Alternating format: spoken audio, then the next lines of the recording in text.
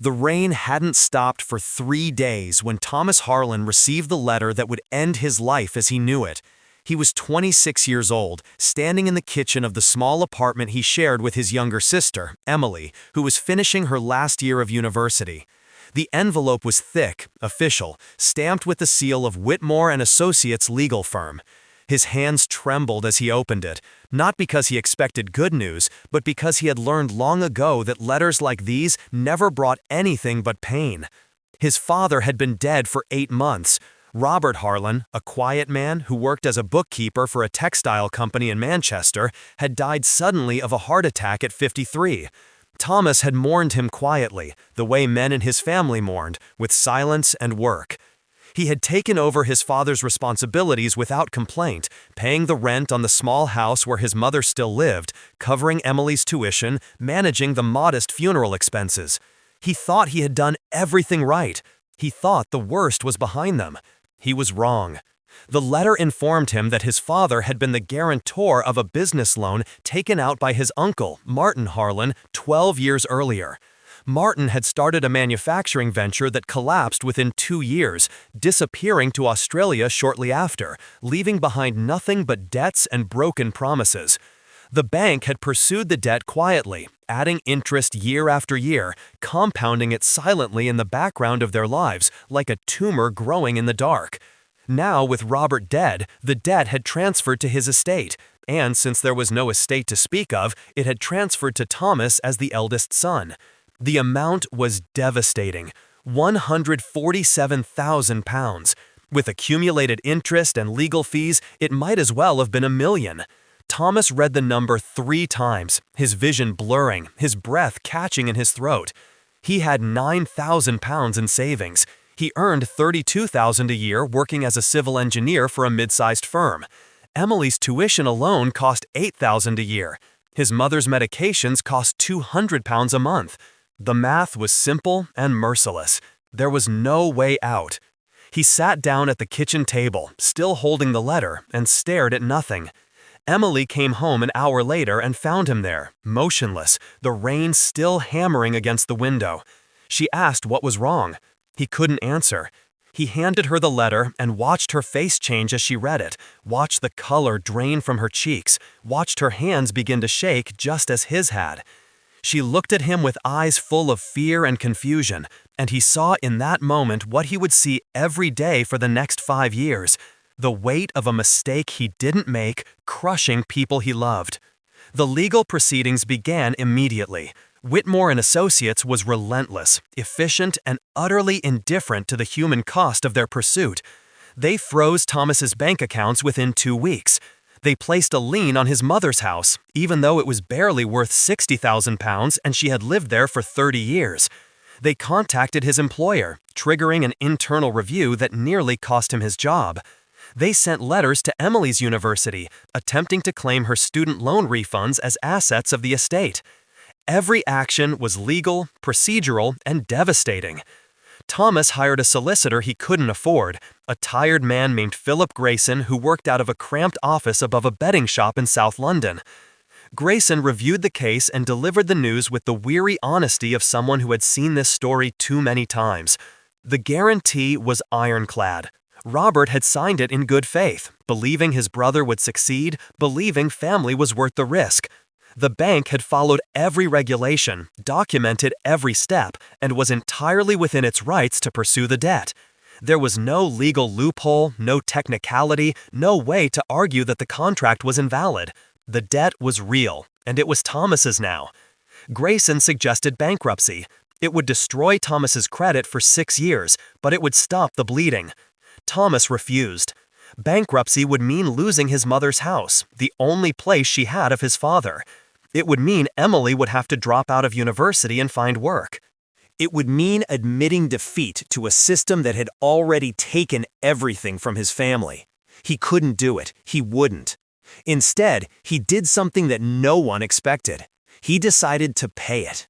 Not all at once, which was impossible, but piece by piece, month by month, year by year, with a stubbornness that bordered on insanity. He negotiated a payment plan with the bank, agreeing to pay £3,000 a month for the next 5 years, with a balloon payment at the end if he could manage it. It was more than he could afford, but it was the only option that kept his family intact. Grayson warned him it would destroy his life. Thomas signed the agreement anyway. The first year was a slow descent into hell. Thomas moved out of his apartment and back into his mother's house, sleeping in his childhood bedroom to save on rent. He sold his car, his furniture, everything he owned that had any value. He stopped going out, stopped seeing friends, stopped doing anything that cost money. He worked 60-hour weeks, taking on every overtime shift his firm offered, doing freelance engineering work on weekends, tutoring students in mathematics at night. He lived on rice, beans, and whatever his mother cooked. He wore the same 3 shirts and 2 pairs of trousers until they were threadbare. He became a ghost of himself, a machine built for one purpose: to pay the debt. Emily watched him disappear. She tried to help, offering to quit university and find work, but he refused. He told her that if she quit, then the debt would have won, and he couldn't let that happen. She stayed in school, but the guilt aided her. She saw her brother aging in fast motion, saw the lines deepen around his eyes, saw the way he winced when he thought no one was looking.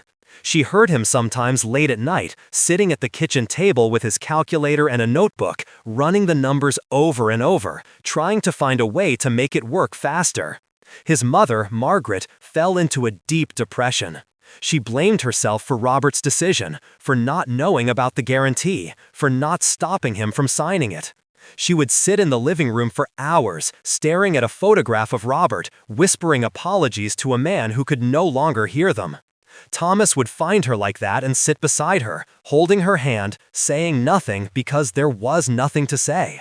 The debt had poisoned everything, turned their grief into something darker, something that felt like shame.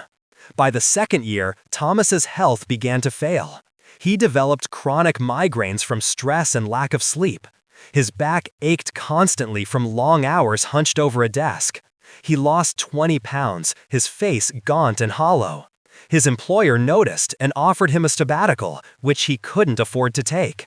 His colleagues whispered about him, wondering what had happened to the bright young engineer who used to smile, who used to talk about his plans to start his own firm someday. That person was gone, buried under a mountain of death that grew heavier every day. But something else was growing too, something quieter and more dangerous. Thomas began to understand the system that had destroyed his father and was now destroying him. He studied it obsessively, reading everything he could about guarantor loans, about how banks structured debt, about the legal mechanisms that allowed them to pursue families across generations. He learned that his case was not unique, that there were thousands of people like him, trapped in debts they didn't create, paying for mistakes made by people they loved. He learned that the system was designed this way, that it relied on family loyalty, on the unwillingness of people like him to walk away and let their loved ones suffer. And he learned something else. He learned that debt could be fought, not with lawyers or legal arguments, but with sheer, relentless, unyielding persistence. If he could survive long enough, if he could keep paying, keep working, keep refusing to break, then eventually the debt would end. It wasn't a matter of fairness or justice, it was a matter of endurance. The system wanted him to give up, to declare bankruptcy, to disappear. He decided he wouldn't give it the satisfaction. The third year was the turning point. Thomas's firm promoted him to senior engineer, a position that came with a significant pay raise. It wasn't much in the grand scheme of things, but it was enough to ease the pressure slightly, to let him breathe for the first time in 2 years. He increased his monthly payments to £4,000, cutting deeper into the principal. He could see the end now, still distant, but no longer impossible. It gave him something he hadn't felt in a long time: hope. Emily graduated from university with honors and found work as a teacher. She insisted on contributing to the payments, and Thomas, after months of arguing, finally accepted. She paid £500 a month, every month, without fail. It wasn't much, but it meant something deeper than money. It meant she was fighting too, that they were in this together. Margaret slowly emerged from her depression, volunteering at a local charity, finding purpose in helping others who were struggling. The house, once suffocated by silence and grief, began to feel like a home again. But the debt wasn't finished with them yet.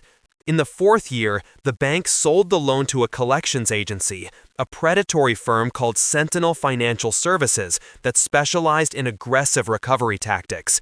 They increased the interest rate, added new fees, and demanded immediate payment of the remaining balance, threatening legal action if Thomas refused. It was a calculated move, designed to break him at the moment when he was closest to freedom. Thomas hired Grayson again, and this time the solicitor found something. Sentinel had made an error in the paperwork, a small but significant mistake that invalidated the interest rate increase. Grayson filed a complaint with the Financial Conduct Authority, and after 6 months of legal wrangling, the FCA ruled in Thomas's favor. The interest rate was rolled back, the fees were removed, and the remaining balance was recalculated.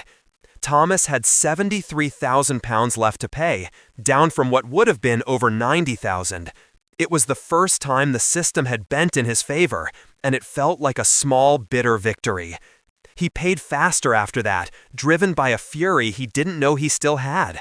He took on more freelance work, started a small consulting business on the side, anything to generate income. Emily contributed more as her salary increased. Margaret sold her wedding ring, a decision that broke Thomas's heart, but she insisted, saying Robert would have wanted it that way. Every pound they scraped together went toward the debt, and slowly, painfully, the balance shrank. 5 years after receiving the letter, on a cold morning in November, Thomas made the final payment. He transferred £32,000, the last of what he owed, and watched the balance on his screen drop to zero. He sat in his mother's kitchen, the same place where it had all started, and stared at the confirmation message. He didn't cry, he didn't celebrate, he just sat there, feeling the weight lift, feeling the air return to his lungs. Emily came home and found him there, and she knew immediately. She hugged him, and they stood like that for a long time, not speaking, just holding on. Margaret joined them, and the three of them stood together in the kitchen, survivors of a war that no one else could see. But Thomas wasn't done. The debt was paid, but the fight wasn't over. He had spent 5 years learning how the system worked, how it exploited people like his father, people who trusted the wrong person or made one mistake and paid for it forever. He couldn't bring his father back, couldn't undo the damage, but he could do something else. He could make sure other people didn't suffer the same way. He started a non-profit organization called Guarantor Defense, dedicated to helping families trapped in guarantor debt. He used his engineering skills to build a free online calculator that showed people the true cost of guarantor loans, including hidden fees and compounding interest. He partnered with legal aid organizations to provide free consultations for people facing debt collection. He lobbied Parliament for stronger regulations on guarantor lending, testifying before committees, sharing his story, refusing to be silent. The work didn't pay well, and it took years to gain traction, but slowly, things began to change. New regulations were passed, limiting the interest rates that could be charged on guarantor loans. Banks were required to provide clearer disclosures to verify that guarantors understood the risks. It wasn't enough, but it was something. And every person he helped, every family he kept from falling into the same trap, felt like a piece of his father's mistake being redeemed. 10 years after the debt was paid, Thomas stood in front of the House of Commons, invited to speak at a hearing on financial reform. He was 41 years old, graying at the temples, wearing a suit he had bought secondhand. He told his story, the same story he had lived, the story of a debt he didn't create and a system that didn't care. He told them about his father, about Emily, about Margaret, about the 5 years he spent paying for someone else's mistake. And he told them that the system had to change, that no one should ever have to go through what his family went through. The MPs listened, some with sympathy, some with indifference, but they listened. And when he finished, one of them asked him a question that stayed with him forever. They asked if he regretted paying the debt, if he wished he had just walked away, declared bankruptcy, and moved on with his life. Thomas thought about it for a moment, thought about the 5 years of suffering, the sleepless nights, the migraines, the weight that had nearly crushed him. And then he thought about his mother, still living in her house, still holding on to the last piece of his father. He thought about Emily, who had graduated and built a life because he had refused to give up. He thought about the hundreds of families he had helped, the people who were free because he had learned how to fight. He looked at the MP and said no, he didn't regret it. Because the debt had taken everything, but it hadn't taken the one thing that mattered most. It hadn't taken his choice. He had chosen to fight, chosen to pay, chosen to rebuild what everyone said was impossible. And in doing that, he had taken something back from the system that had tried to destroy him. He had taken his dignity, his family, and his future. The hearing ended, and Thomas walked out of the building into the London rain, the same rain that had been falling the day he received the letter. But this time, he didn't feel crushed by it. He felt clean, washed, renewed. He thought about his father, wondered if Robert would be proud of what he had built from the wreckage of his mistake. He thought, probably yes. He hoped so. He walked to the tube station, blending into the crowd, just another man in a suit heading home. But he wasn't just another man. He was someone who had been ruined by a debt he didn't create and who had rebuilt something no one thought possible. He was someone who had faced the invisible villain and refused to disappear. He was someone who had survived. And that, in the end, was the only redemption that mattered. The years after the final payment were not easy, but they were different. Thomas had learned to live with less, to find satisfaction in small victories, to measure his life not by what he owned, but by what he had protected. His consulting business grew slowly, built on a reputation for integrity and precision that clients valued. He never became wealthy, never achieved the comfortable middle-class life he had once imagined for himself, but he was stable, and stability felt like a luxury after everything he had endured. Emily married a teacher she met at her school, a kind man named David who understood what her family had been through because he had grown up poor himself. They had a small wedding in Margaret's garden, and Thomas walked his sister down the makeshift aisle with tears in his eyes, remembering the frightened girl she had been when the debt first arrived and seeing the strong woman she had become. She taught history at a secondary school in East London, and sometimes she would tell her students about guarantor debt, about how financial systems could trap entire families, using her own story as a cautionary tale. Her students listened because she made it real, made it matter. Margaret lived another 15 years after the debt was paid, long enough to see Emily's children born, long enough to watch Thomas build his organization into something that actually helped people. She never fully forgave herself for Robert's decision, but she learned to carry the weight differently, to turn her guilt into something productive. She volunteered with guarantor defense, answering calls from desperate families, listening to their stories, telling them that survival was possible because she had seen it firsthand. She became the voice of hope in the organization, the grandmother figure who could say with absolute certainty that the darkness would end if you just kept walking through it.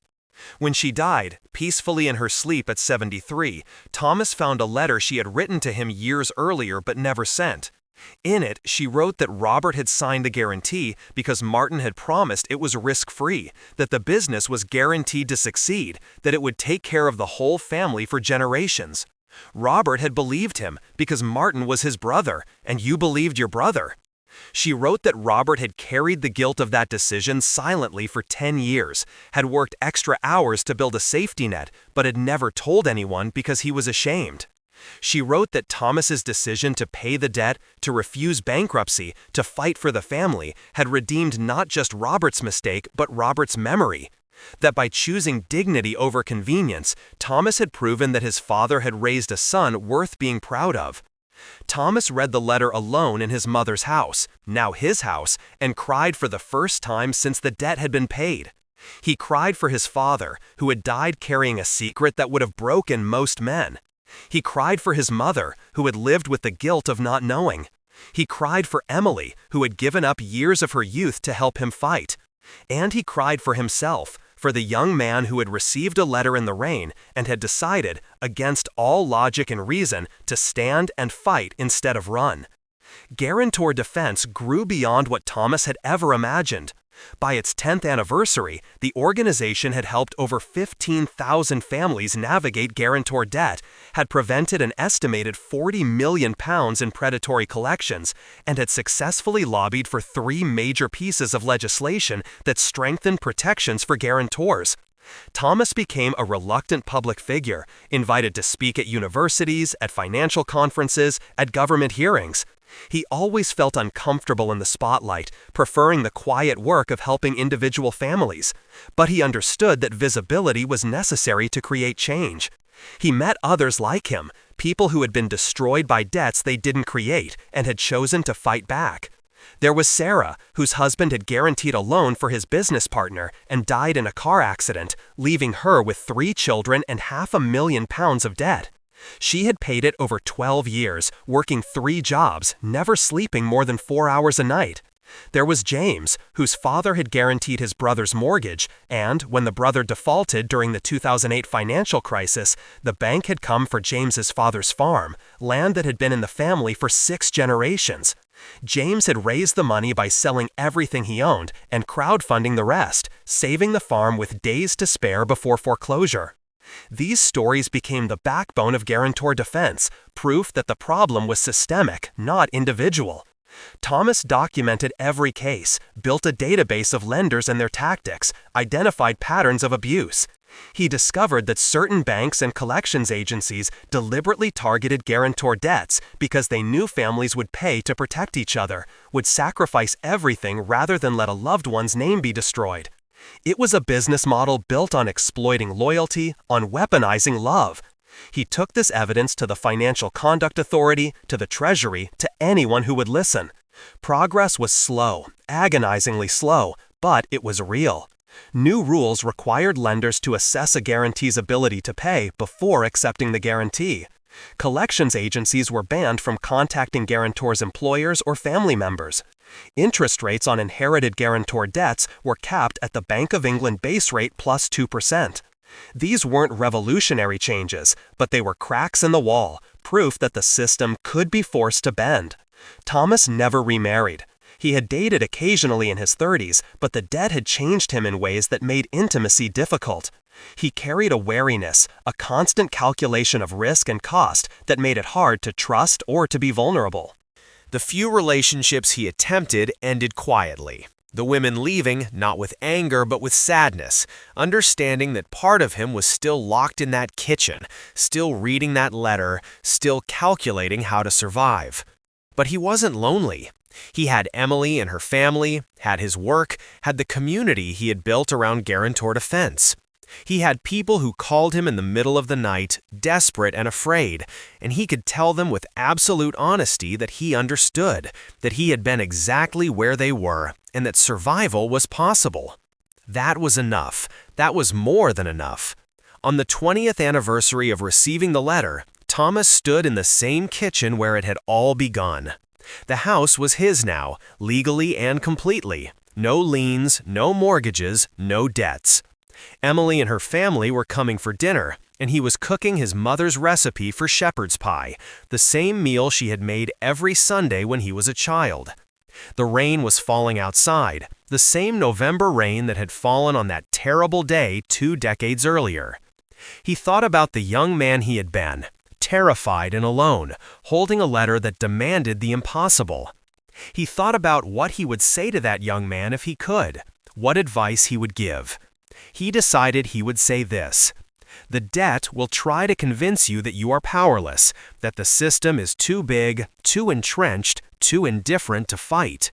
It will tell you that the only rational choice is to give up, to walk away, to let it take everything.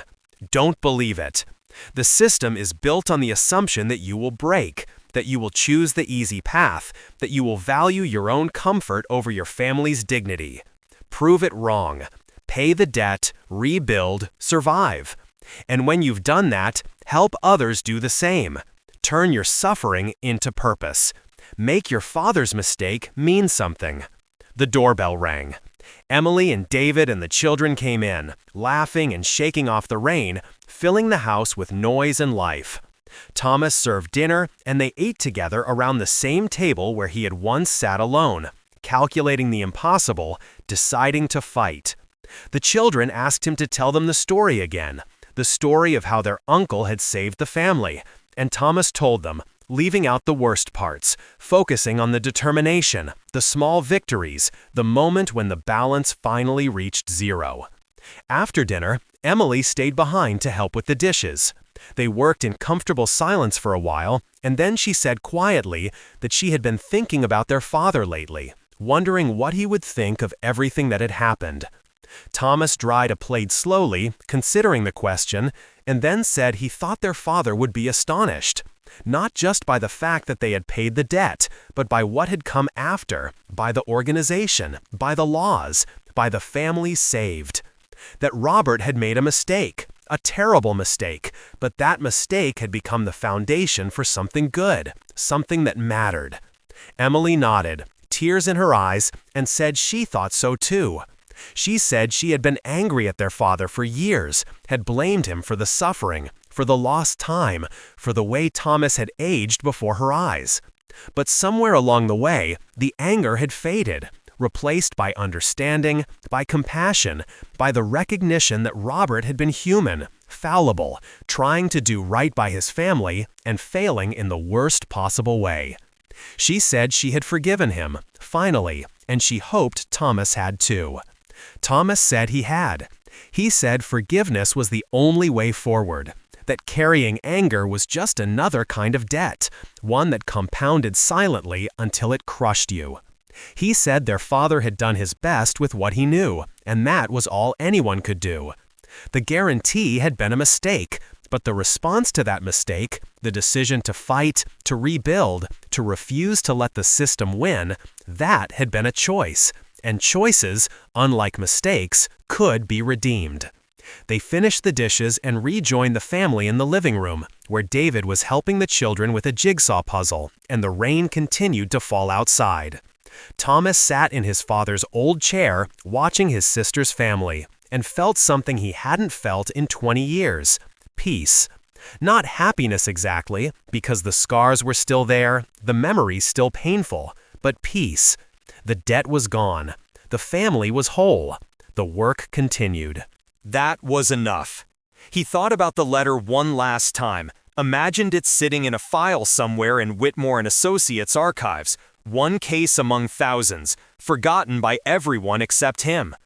He wondered if the bank employees who had processed the debt collection, who had frozen his accounts, who had placed the lien on his mother's house, ever thought about the human cost of their procedures. He suspected they didn't. He suspected they couldn't afford to, that empathy was a luxury in a system designed around efficiency and profit. But that was why the work mattered. That was why guarantor defense existed. Because someone had to remember, had to document, had to fight back against a system that treated people as numbers and families as collateral. Someone had to stand in the gap and say, this is wrong, this has to change, we are more than our debts. Thomas had been ruined by his father's mistake. The debt had taken 5 years of his life, had stolen his youth, his health, his dreams. But he had survived. More than that, he had rebuilt something no one thought possible, a life with meaning, a family with dignity, a legacy that mattered. The system had tried to break him, and he had refused to break. That refusal, that stubborn, irrational, beautiful refusal to give up, was the only redemption that mattered. And it was enough.